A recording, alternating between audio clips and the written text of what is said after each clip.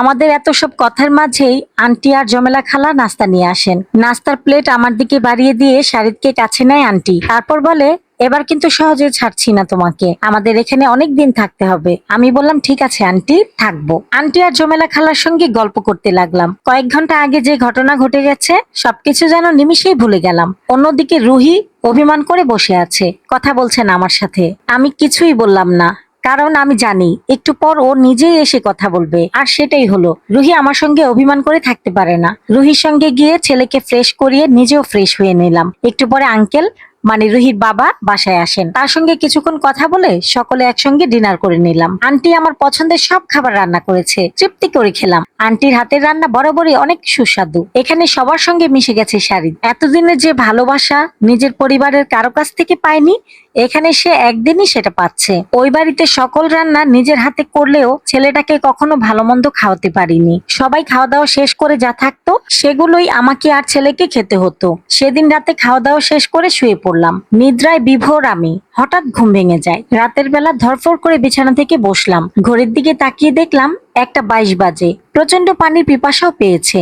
Side টেবিলের উপর পানির বোতলটা রাখা। এগিয়ে গিয়ে বোতলটা হাতে নিলাম, কিন্তু সেখানে এক ফোঁটাও পানি ছিল না। বিছানায় শারিদকে জড়িয়ে শুয়ে আছে রুহি। ওদের এক পলক দেখে রুম থেকে বেরিয়ে গেলাম। সঙ্গে বোতলটাও নিয়ে নিলাম। কিচেন থেকে পানি আনবো বলে ড্রয়িং রুমে এলাম।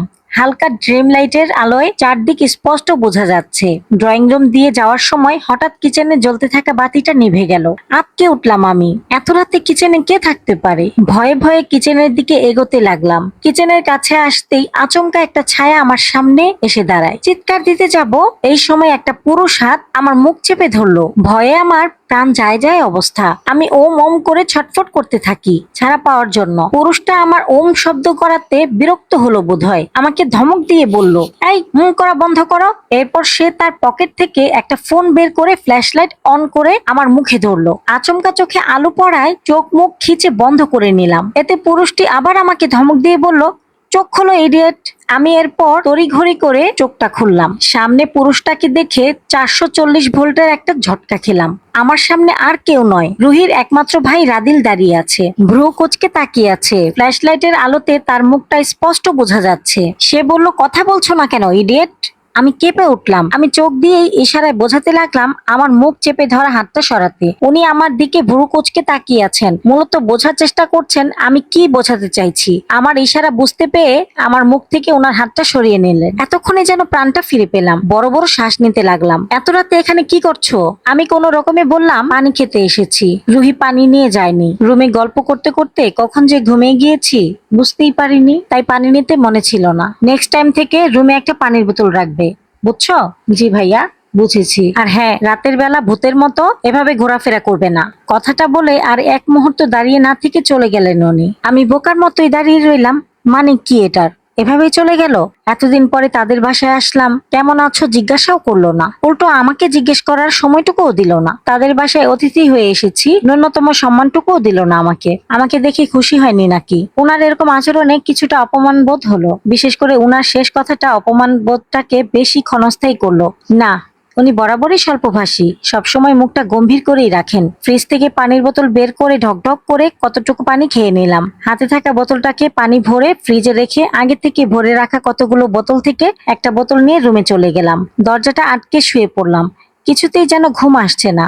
হঠাৎ মাথায় এলো, রুহি তো বলেছিল যে উনি জরুরি কাজে শহরের বাইরে গেছেন, সপ্তাহখানেক পর ফিরবেন। তাহলে এত তাড়াতাড়ি ফিরলো কিভাবে? উফ, এত তাড়াতাড়ি না ফিরলেও পারতো। এখন তো এই লোকটা সারাদিন আমাকে স্টুপিড ইডিয়েট বলে কান ঝালাপালা করে দেবে। সাথে তো ধমকানি ফ্রিতে আছেই। সে রাতে আর ঘুম আসছিল না। আমি বারান্দায় গেলাম। রুহির বারান্দাটা অনেক বড়, চারদিকে বিভিন্ন রকমের ফুলের গাছ। বারান্দার এক পাশে একটা দোলনাও আছে। আমি গিয়ে দোলনায় বসে দুল খেতে লাগলাম। মনটা ফুরফুরে হয়ে গেল। ঠান্ডা হিমশীতল বাতাস আমাকে ছুঁয়ে যাচ্ছে। হঠাৎ একটা গানের সুর আমার কানে এলো।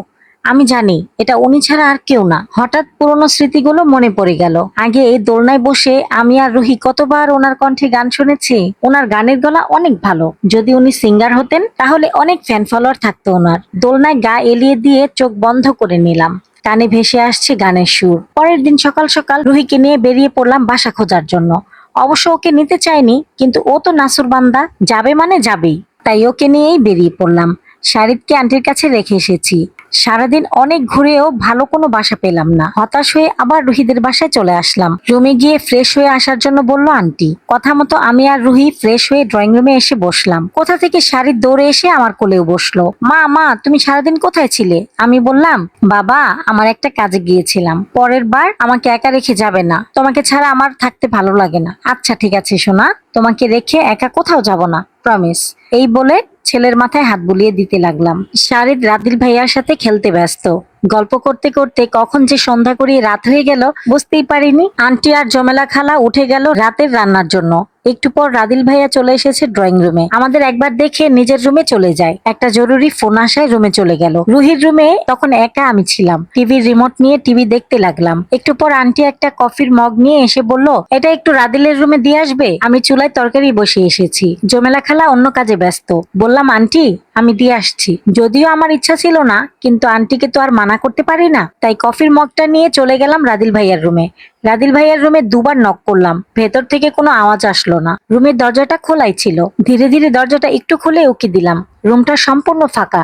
রুমের চারদিকে একবার তাকিয়ে দেখলাম ওয়াশরুমের দরজা বন্ধ, মানে উনি ওয়াশরুমে আছেন।